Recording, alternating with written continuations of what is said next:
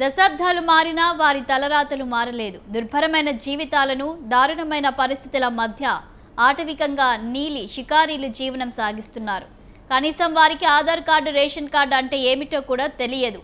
ప్రభుత్వాలు మారినా వారి మౌలిక సదుపాయాలు తీరనూ లేదు. షికారుల భాషకు లిపి లేదు. షికారీలు పట్టణ నడిబొడ్డున జీవిస్తున్న ప్రజల విధి విధానాలకు సంబంధం లేకుండా పొలాలకు కాపర్లుగా, అడవిలో వేటాడి పక్షులను, జంతువులను పట్టుకొని జీవించడం వారి ప్రధాన వృత్తి. ఈ క్రమంలో పట్టణ ప్రజలకు సుదూరంగా జీవనం సాగిస్తున్నారు.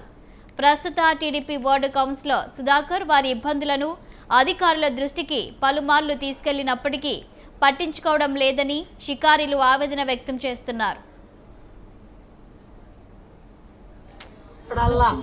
ఏం బాగుండాలా అంతే, మాకు కావాలా. రోడ్లు బాగలేదు, పొలాలు లేదు, ఆధార్ కార్డు లేదు, ఏం లేదు సార్. మాకు మీదైనా వచ్చి మీదైనా మాకు పట్టించుకోండి.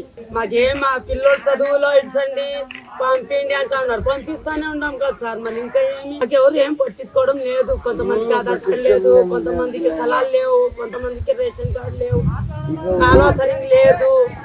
మా పిల్లలకి చదువు పోతా ఉంటే బాగా చదువు చేపించుకోరు, చదువు చెప్పరు, పాటలు చెప్పరు. పోతారు, ఇంటికి పోతారు, వస్తారు, ఇంటికి వచ్చే ఊరికనే కూర్చుంటారు. ఏంటంటే చాలా మటుకు మనం ఎప్పటి నుండే కొన్ని కులాలు ఎక్కడైతే వాళ్ళను